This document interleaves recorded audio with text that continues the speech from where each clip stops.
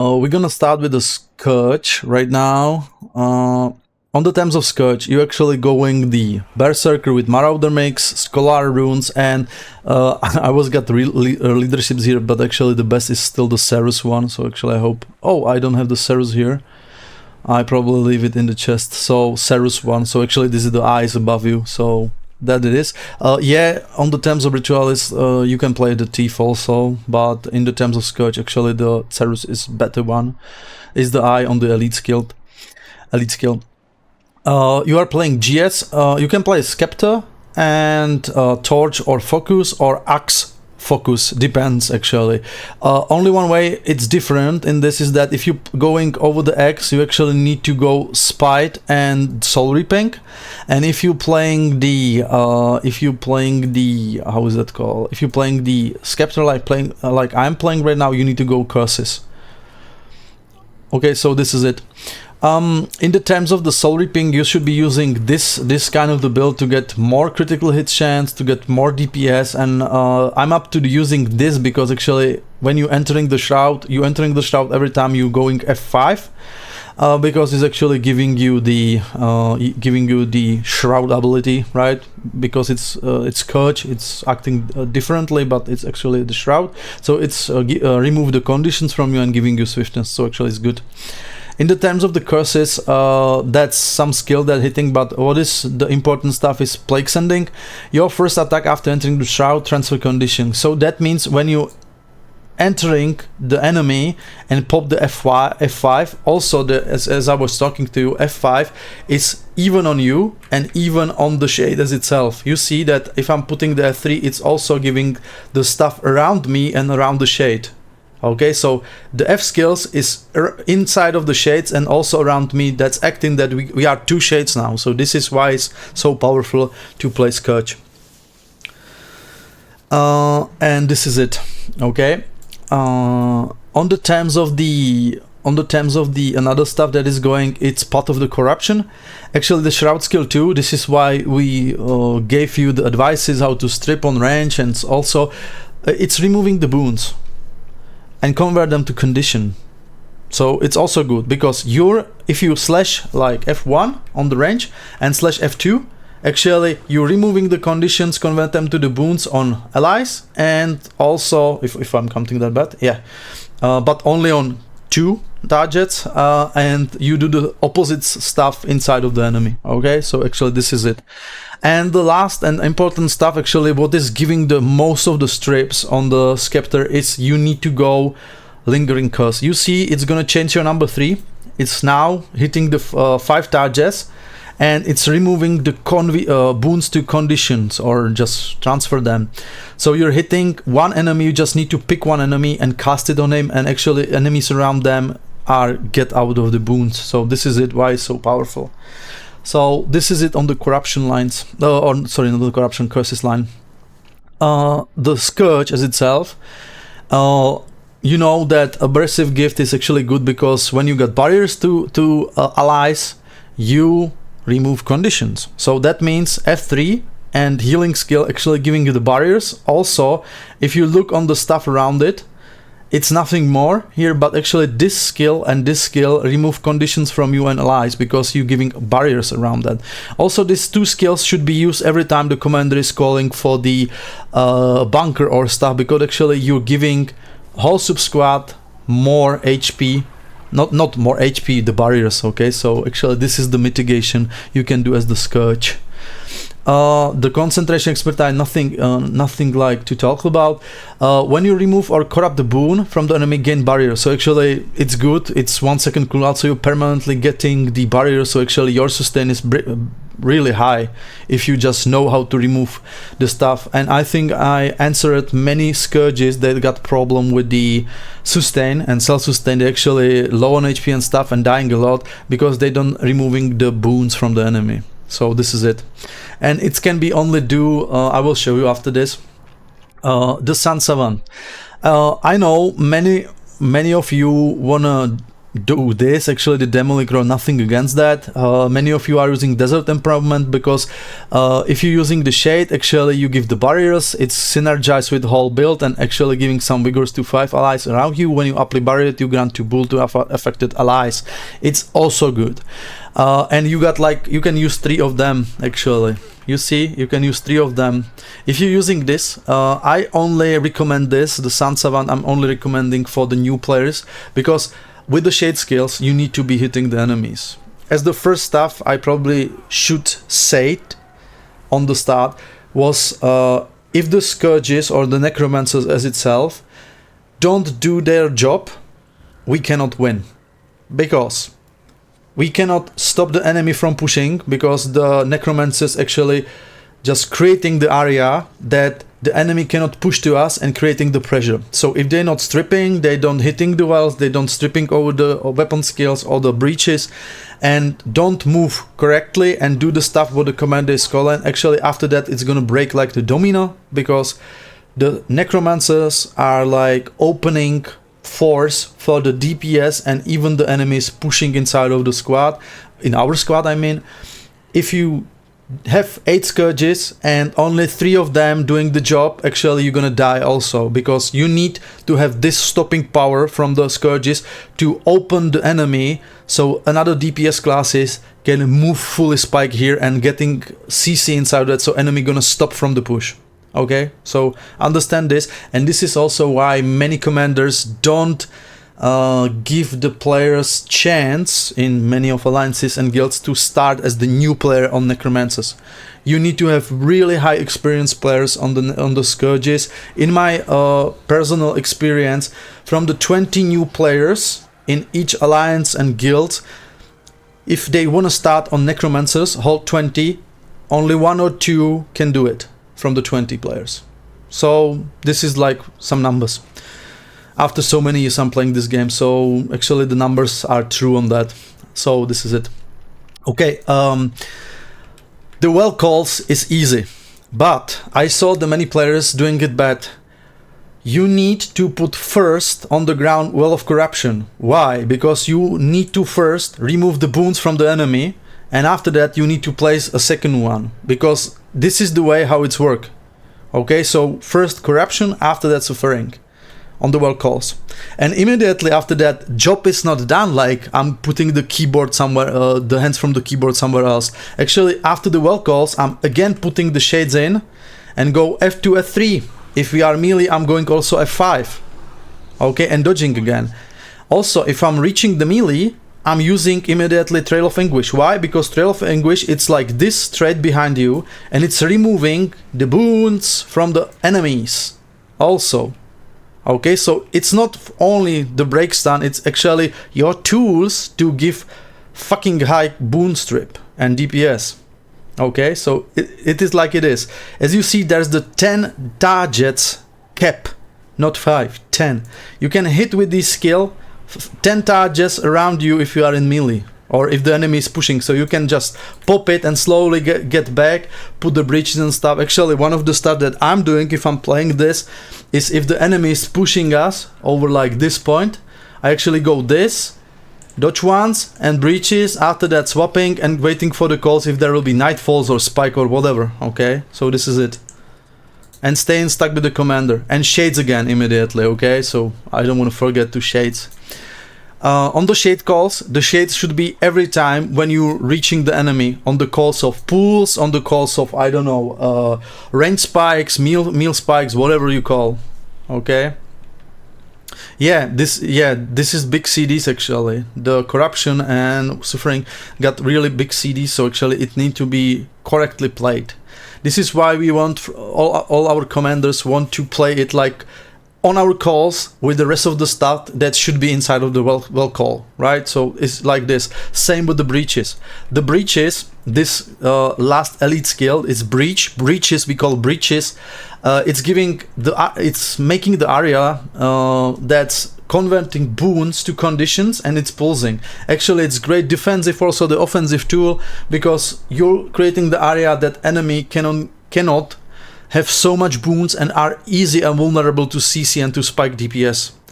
It's similar to the wells.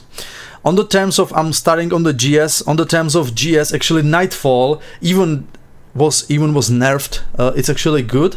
It's actually the area that's removing like, again, in terms of melee, a lot of stuff from the enemy in the terms of boons, and it's pretty also crippling the enemy, give protection and stuff. It's got 25% CD, so actually you got 3, I can say it's not well, but actually it's similar to well. So actually if you're using this, enemy is pushing, you just go shade on yourself, commander, F5, and immediately 4. This is your go-to combo. If the enemy is pushing you and you don't have wells or breaches, or you already use it and the enemy is still pushing, you go F5, F1, F5, F2, F3, and 4. This is your go-to tools on the melee engages if the enemy is pushing you from this side to us like this way. Okay, if you are on CD on this. Another skill, like I'm going over these skills, because actually DPS skills, you actually know how to use it. What is important, the grasping darkness. Actually there's a pool. The pool is 900 yardage long. If you see shade, it's actually similar to that. So that means if you're going F1, removing the boon from the enemy, actually I'm out of the light force, I'm going F2, so I'm removing the ages, and immediately I go 5, I actually pull them to our squad. And it can be used similar to the call. What? Once more? S4 to gain some life force. Great sword. If you use Nightfall, you get life force back.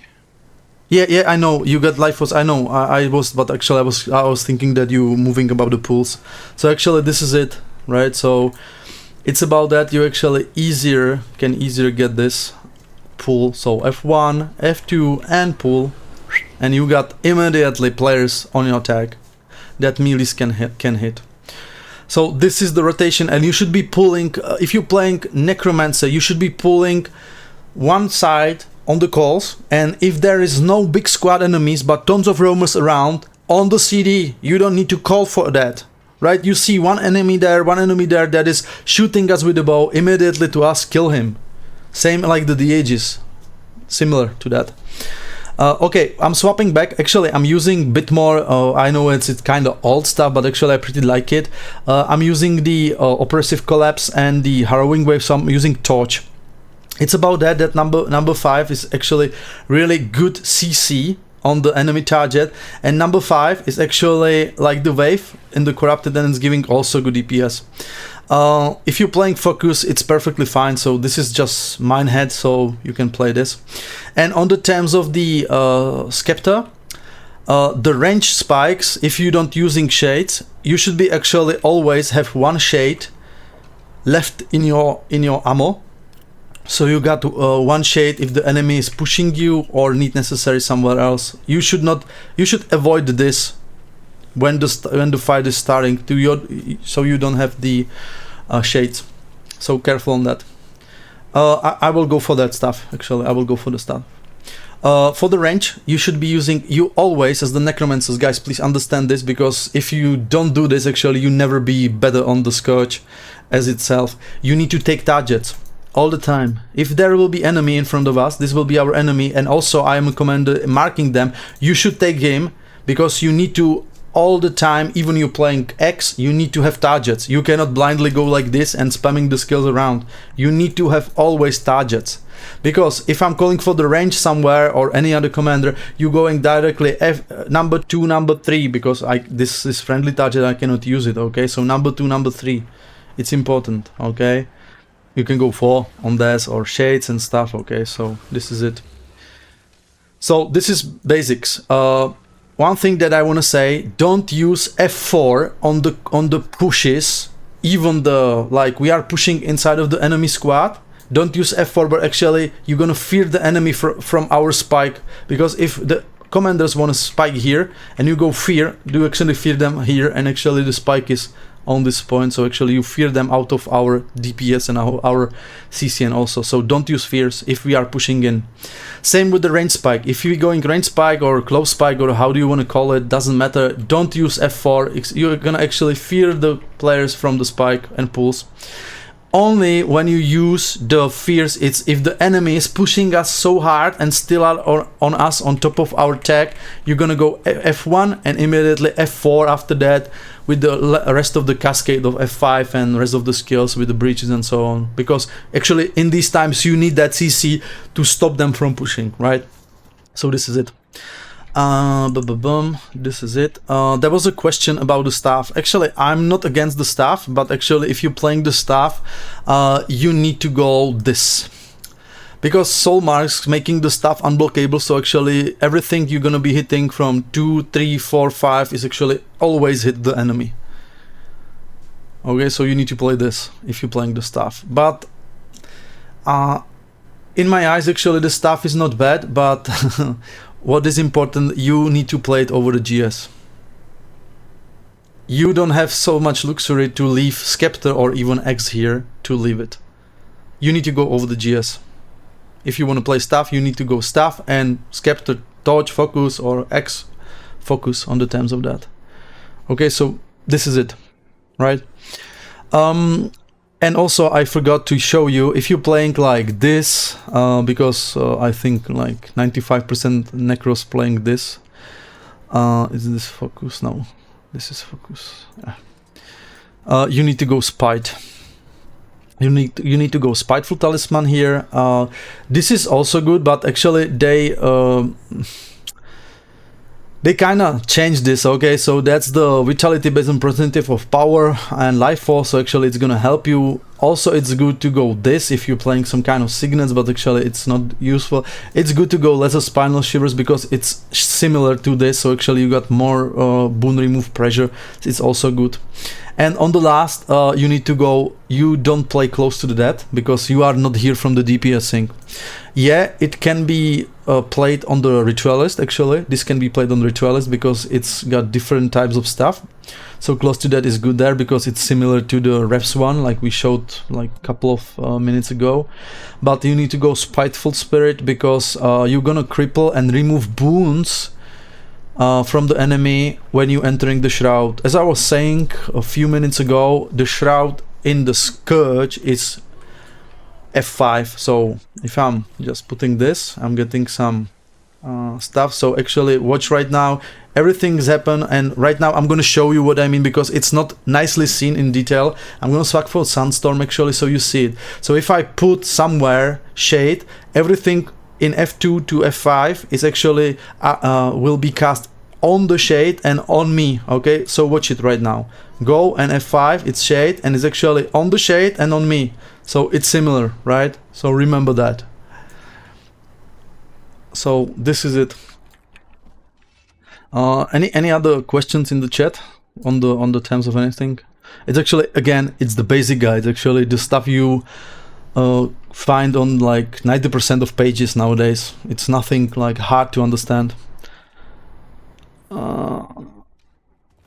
Like, yeah, the signet stuff, actually it's kind of experimenting right now. Actually a lot of guilds swapping for that and actually go sometimes out of the Brainstorm. I actually think that it's more ritualist stuff because ritualists are a little bit, not a little bit, but really there is a large gap on the strips on the ritualists. So to avoid that, actually going different builds, but on the Scourges I don't think it's good to put down Well of Suffering because that's really high spike DPS. You should be removing otherwise this trail and going like this way. So actually you got AoE boon remove if you're playing with the Signet of Suffering. Actually that's an option too, but you don't have any break stun. You must be completely trusting your sub squad with the stability and everything because they need to babysit you really high on that. Okay, so this is it. And the Signet is acting like 600 around you, so if I'm putting actually around you area and everything around you, 5 targets getting boon down, so it's good. Also, so this is it. This is also good. Yes, and that's basically all.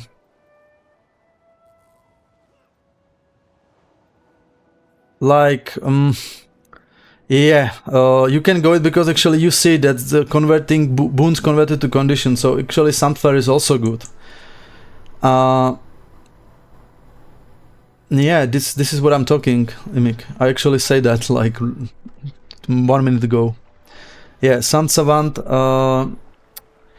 Actually, Sun Savant is actually good because you got one big shade, and many of the new Scourges have the problem to hitting with the shade. And as you are here right now, I hope hold the practice.